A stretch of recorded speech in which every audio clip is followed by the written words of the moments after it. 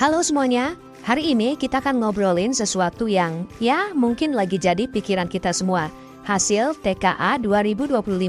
Tapi tenang, kita di sini bukan untuk meratapi, tapi justru untuk cari solusinya bareng-bareng lewat strategi-strategis praktis yang bisa langsung Anda coba di kelas.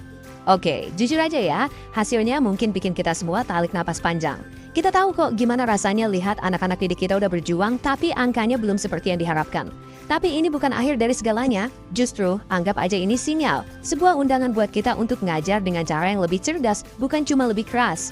Ini kesempatan kita. Dan ini bukan cuma kata saya loh, ada data dari OECD yang nunjukin 3 pilar keterampilan paling penting di abad ke-21.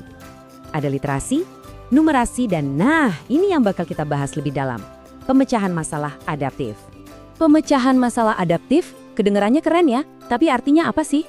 Gampangnya gini, ini tuh kemampuan buat mikir fleksibel pas kita dihadapkan sama masalah yang gak ada kunci jawabannya, gak ada rumus pastinya. Jadi ini soal gimana caranya kita nemuin jalan keluar dari situasi yang bener-bener baru. Keterampilan yang super duper dibutuhin di dunia kerja zaman sekarang. Dan kutipan dari OECD ini benar-benar nangkep urgensinya. Dibilang kalau tuntutan ekonomi abad ke-21 semakin mengharuskan pekerja untuk melampaui kinerja rutin. Artinya apa? Perusahaan-perusahaan di masa depan itu udah nggak nyari lagi orang yang cuma bisa ngerjain tugas yang itu-itu aja. Mereka butuh orang yang bisa mikir kreatif, yang bisa mecahin masalah. Nah, inilah tujuan akhir kita ngajarin HOTS.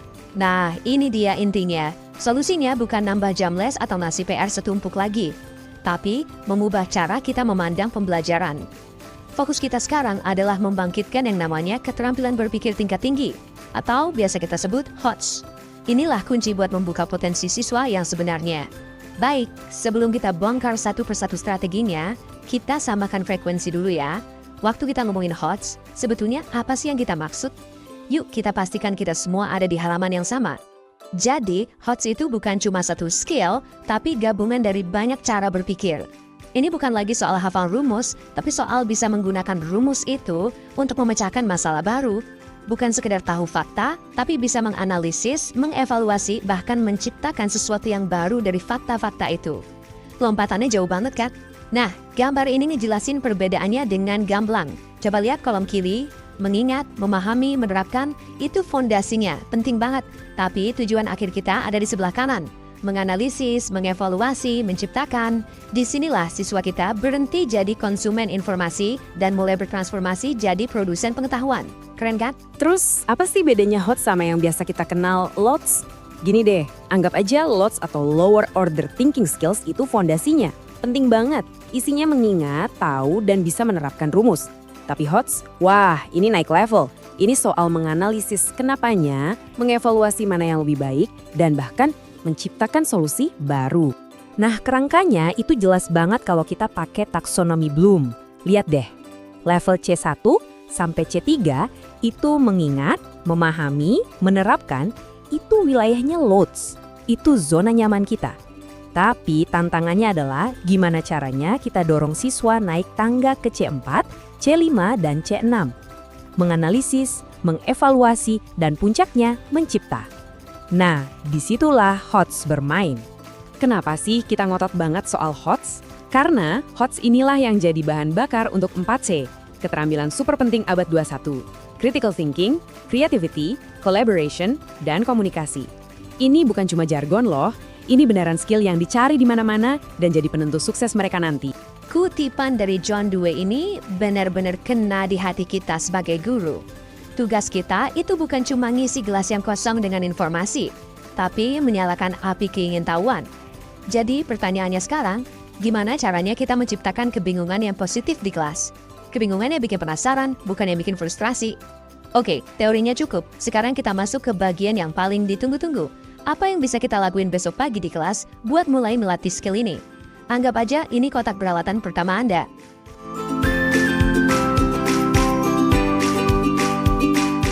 Strategi pertama, ini yang paling sederhana tapi dampaknya luar biasa. Pakai pertanyaan terbuka. Ini kunci buat mancing diskusi dan pemikiran yang lebih dari sekedar jawaban iya atau enggak. Gimana caranya? Gampang banget. Pertama, sebelum masuk kelas, siapin dulu 2 atau 3 pertanyaan yang benar-benar nendang, yang bikin mikir. Kedua, lempar pertanyaan itu ke kelas. Dan ketiga, nah ini yang paling penting nih, jadi fasilitator. Dorong siswa buat saling menanggapi, bukan cuma jawab ke kita, tapi ke temennya. Coba deh tanya, Sony, kamu setuju nggak sama pendapatnya Sarah? Kenapa alasannya? Wah, ini bisa mengubah suasana kelas jadi hidup banget. Contohnya kayak gini, keren banget kan? Bayangkan kalian adalah astronot generasi baru. Coba putuskan, dari 8 planet yang ada, planet mana yang mau kalian tinggali dan jelaskan kenapa. Pertanyaan ini kan nggak ada satu jawaban benar. Siswa jadi harus menganalisis, ngebandingin, terus mempertahankan argumennya. Kalau buat pelajaran sains sih udah jelas ya. Tapi bayangin buat pelajaran bahasa Inggris, mereka harus nyusun argumennya dengan baik. Atau bahkan matematika, mereka bisa disuruh ngitung sumber daya yang dibutuhin buat kolonisasi itu. Nah, inilah HOTS dalam aksi nyata.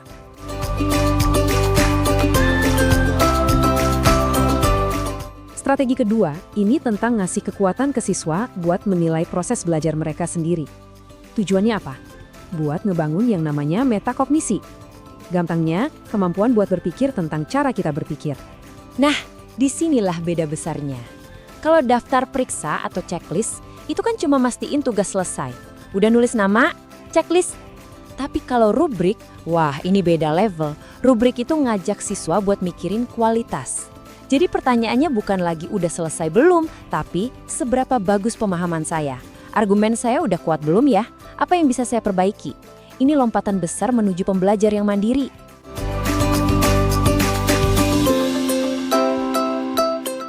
Strategi ketiga ini seru banget, kenapa? Karena kita pakai analogi visual yang gampang diingat buat ngatur cara kita berpikir. Namanya 6 topi berpikir. Metode ini dikembangin sama Edward de Bono dan ini sistematis banget. Jadi setiap topi itu mewakili satu cara berpikir yang spesifik. Gunanya buat maksa kita dan siswa kita buat keluar dari cara berpikir yang biasa dan ngelihat satu masalah dari berbagai sudut pandang. Yuk kita bedah satu-satu topinya. Pas kita pakai topi putih, kita cuma fokus ke fakta, ke data. Nggak boleh ada opini. Terus ganti ke topi merah. Nah, di sini kita bebas ngungkapin perasaan, intuisi, nggak perlu penjelasan logis. Ganti lagi ke topi hitam, kita jadi si pesimis, cari risikonya apa, kelemahannya di mana. Sebaliknya, pas pakai topi kuning, kita jadi super optimis, cari manfaatnya, sisi positifnya. Terus topi hijau, ini topinya para kreator, buat cari ide-ide gila, ide-ide baru. Dan terakhir, topi biru, ini topinya si manajer, yang ngatur prosesnya, bikin kesimpulan. Coba bayangin deh betapa serunya diskusi analisis cerpen bahasa Inggris atau mecahin soal matematika yang rumit pakai metode ini.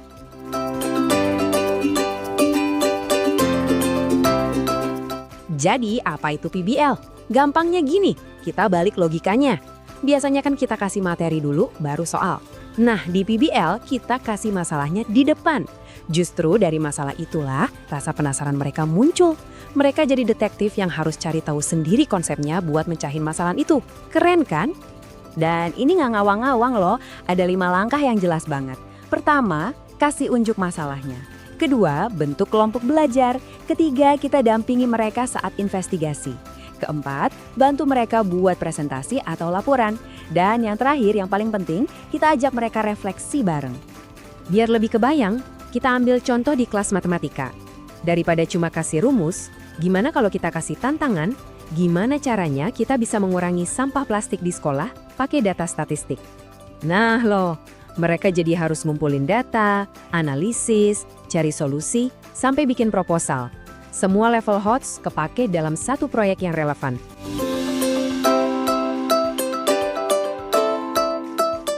Ini agak mirip PBL, tapi bedanya, PJBL itu muaranya selalu ke sebuah produk atau karya akhir.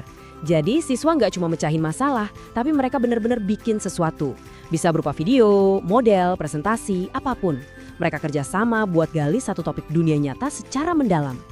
Langkah-langkahnya juga sistematis, mulai dari nentuin proyeknya apa, bikin rencana kerja, atur jadwal, terus kita pantau kemajuannya. Nanti ada sesi uji coba hasil, dan terakhir evaluasi bareng-bareng. Ini bukan cuma belajar materi, tapi juga belajar jadi manajer proyek loh. Contohnya buat kelas bahasa Inggris, coba deh kasih tugas ini. Ini jauh lebih dari sekedar belajar grammar. Mereka harus riset, nulis skrip, itu communication. Bikin videonya, itu creativity. Kerjain bareng teman, itu collaboration. Dan mikirin videonya efektif atau enggak, itu critical thinking. Lengkap kan?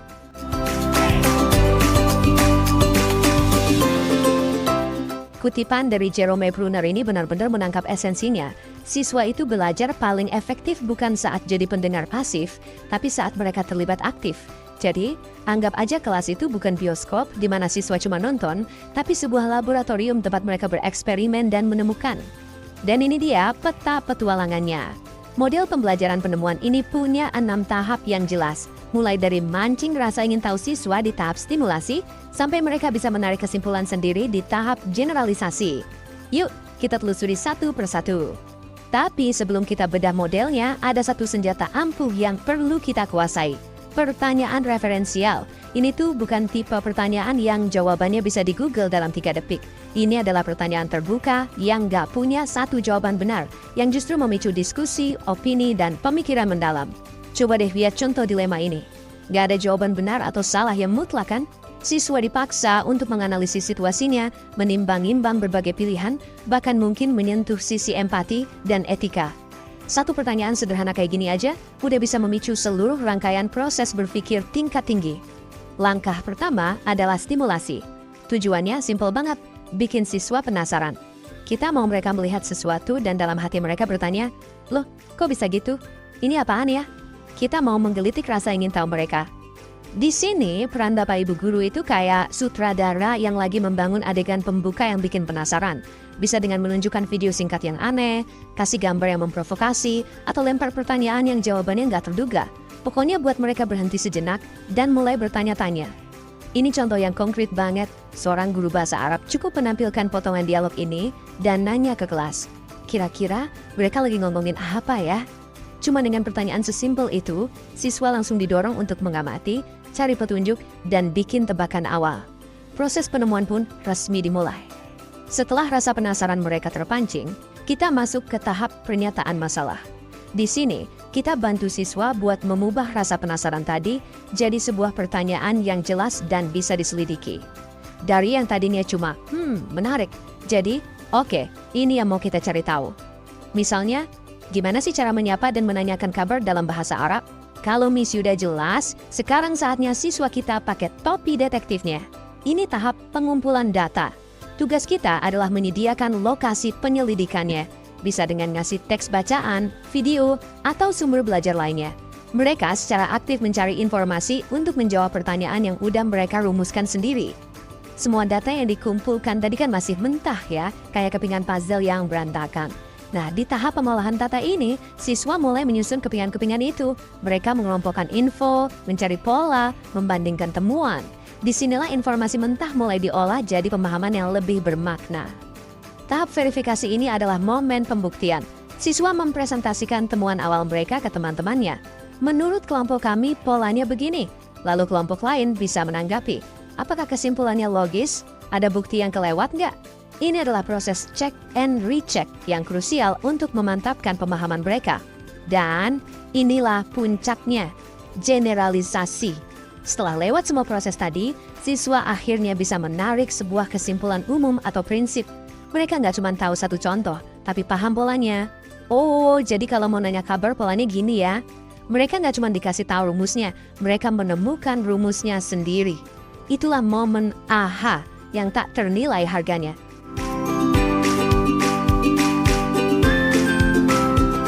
Prosesnya itu simpel tapi dampaknya luar biasa. Jadi pertama, setiap siswa jadi ahli untuk satu topik kecil. Kedua, mereka harus mengajarkan apa yang mereka pelajari ke teman-temannya. Dan ketiga, mereka pakai semua ilmu itu buat mecahin masalah besar bareng-bareng. Setiap siswa jadi punya peran dan tanggung jawab. Keren kan?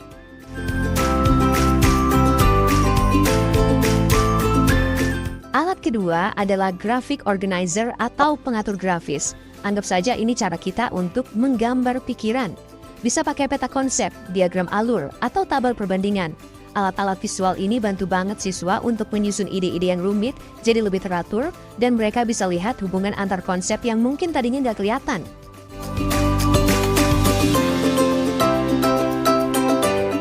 Coba deh pakai pertanyaan simpel ini. Apa sih persamaan dan perbedaan antara dua karakter di novel ini? Dengan pertanyaan ini, siswa didorong untuk nggak cuma mengingat, tapi juga mulai membandingkan dan menganalisis. Pertanyaan ajaib ini, apa yang akan terjadi jika? Ini ngajak siswa untuk jadi seorang penjelajah. Mereka diajak berandai-andai, berspekulasi, dan memikirkan sebab akibat. Ini adalah latihan imajinasi intelektual yang luar biasa. Kalau yang ini, langsung menusuk ke jantungnya berpikir kritis, analisis kesalahan. Tujuannya bukan buat nyari siapa yang salah ya, tapi untuk ngajak siswa mengidentifikasi masalah, lalu berpikir kreatif untuk mencari solusinya. Jadi, intinya gini, bagaimana kita bertanya itu sama pentingnya dengan apa yang kita tanyakan. Coba deh tunjuk siswa yang diam, bukan cuma yang angkat tangan. Kasih mereka jeda waktu buat mikir setelah kita bertanya. Dan yang paling penting, bangun tingkat kesulitannya pelan-pelan.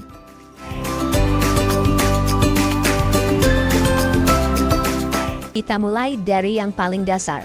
Kenapa harus materi baru? Simple, karena ini memaksa siswa keluar dari zona nyaman hafalan mereka. Kalau mereka nggak bisa ngandelin ingatan atau contekan dari buku, satu-satunya jalan keluar ya harus mulai berpikir. Caranya gampang banget. Pertama, kasih materi yang asing buat mereka. Kedua, kasih satu pertanyaan pemandu yang dalam. Kuncinya di sini, pertanyaannya harus terbuka, bukan yang jawabannya cuma iya atau tidak. Dan ketiga, yang kita nilai itu proses analisis mereka, bukan cuma benar atau salahnya jawaban akhir. Yuk kita lihat contohnya. Bayangin Anda kasih potongan cerita tentang Androcles dan singa ini ke siswa. Cerita ini kan mereka belum pernah baca sebelumnya. Ini ibarat kanvas kosong, siap banget buat mereka lukis dengan analisis dan pemikiran mereka. Perhatiin deh pertanyaannya. Kita nggak nanya, siapa nama budaknya? Itu sih pertanyaan level hafalan. Google juga bisa jawab. Pertanyaan ini jauh lebih dalam. Siswa harus masuk ke kepala kaisar, coba pahami cara berpikirnya, dan menemukan asumsi yang nggak tertulis di teks. Nah inilah HOTS dalam prakteknya. Strategi kedua ini efeknya luar biasa. Padahal yang diubah cuma sedikit. Kadang, perubahan terbesar dalam cara berpikir siswa itu datang dari perubahan kecil dalam pertanyaan yang kita ajukan. Ini soal mengubah tugas dari sekedar mengerjakan, jadi memikirkan. Kelihatan kan bedanya? Pertanyaan di kiri itu jawabannya tunggal udah pasti, tapi pertanyaan di kanan, wah, ini membuka ruang debat, ruang diskusi, gak ada satu jawaban yang mutlak benar. Yang ada adalah argumen yang kuat dan argumen yang lemah. Disinilah proses belajar yang sesungguhnya terjadi. Sekarang, kita lihat skenario yang agak rumit. Pak Jones ini jelas-jelas salah. Atau mungkin gak sepenuhnya. Situasinya kan abu-abu. Justru karena gak hitam putih inilah, kasus ini jadi bahan diskusi yang kaya banget untuk di kelas. Buat menjawab ini, siswa gak bisa cuma ngandelin hafalan pasal. Mereka harus jadi detektif, jadi hakim. Mereka harus menganalisis, mengevaluasi, dan membangun sebuah argumen yang kokoh, lengkap dengan bukti dan alasan yang logis. Nah, ini dia bagian yang krusial banget. Percuma kan kita capek-capek ngajarin siswa berpikir kritis, tapi pas ujian yang dites cuma hafalan tanggal dan nama. Pesan yang kita kirim jadi nggak konsisten. Penilaian kita harus sejalan dengan tujuan pengajaran kita. Jadi fokusnya kita geser, bukan lagi cuma soal jawaban akhir yang benar, tapi juga gimana caranya siswa sampai ke jawaban itu. Proses berpikirnya jadi sama pentingnya dengan hasil akhirnya. Kita mau lihat alur logikanya. Jangan lihat rubrik ini sebagai alat buat menghakimi ya, anggap ini sebagai peta. Rubrik kayak gini bukan cuma bikin kita lebih gampang menilai, tapi juga ngasih tahu siswa, ini loh yang namanya argumen yang bagus. Ini ngasih mereka target yang jelas buat dicapai. Nah, inilah yang disebut asesmen formatif. Fokusnya bukan lagi asesmen tentang pembelajaran kayak ujian akhir semester, tapi asesmen untuk pembelajaran. Tujuannya adalah memberikan umpan balik terus-menerus seperti pelatih yang ngasih masukan di tengah-tengah latihan. Salah satu caranya adalah dengan tugas kinerja. Lewat tugas ini, kita bisa mengintip langsung proses berpikir siswa. Minta mereka merancang sebuah eksperimen atau menyelesaikan sebuah studi kasus. Ini jauh lebih mendalam daripada sekedar memilih jawaban A, B, C, atau D. Metode lain yang keren adalah portofolio. Portofolio ini seperti album foto perjalanan belajar siswa. Dengan mengumpulkan karya-karya terbaik mereka, kita dan siswa itu sendiri bisa melihat dengan jelas sejauh mana mereka sudah bertumbuh dan berkembang. Dan ini dia cara yang super simple tapi jenius. Coba deh di soal pilihan ganda tambahkan satu instruksi. Jelaskan alasanmu memilih jawaban tersebut. Cuma dengan menambahkan kata mengapa, kita bisa langsung tahu apakah siswa itu cuma nebak atau benar-benar paham. Oke, kita udah bahas apa itu HOTS dan bagaimana cara menerapkannya di kelas. Sekarang, mari kita bicara soal kenapa ini semua layak diperjuangkan. Apa sih untungnya buat kita dan siswa-siswa kita? Coba bayangin deh, sebuah kelas di mana siswa nggak lagi ngelirik jam, tapi malah asyik berdebat soal sebuah ide. Kelas di mana rasa penasaran mengalahkan rasa bosan. Itulah kelas yang berfokus pada HOTS. Dan percaya deh, skor TKA yang lebih baik itu bakal jadi bonus yang mengikuti secara alami. Pada akhirnya, ini semua lebih besar dari sekedar urusan nilai TKA. Laporan OECD Skills Outlook 2025 sudah bilang, dunia di masa depan itu butuh pemecah masalah, bukan penghafal fakta. Kita ini sedang mempersiapkan generasi pemimpin masa depan, dan kemampuan berpikir adalah bekal terbaik yang bisa kita berikan. Ingat, Anda tidak perlu merombak semua cara mengajar dalam semalam. Cukup ambil satu langkah kecil aja. Pilih satu strategi yang paling Anda suka, coba terapkan minggu depan. Lihat apa yang terjadi. Anda mungkin akan kaget melihat percikan-percikan pemikiran brilian yang muncul, baik dari siswa Anda maupun dari diri Anda sendiri. Terima kasih.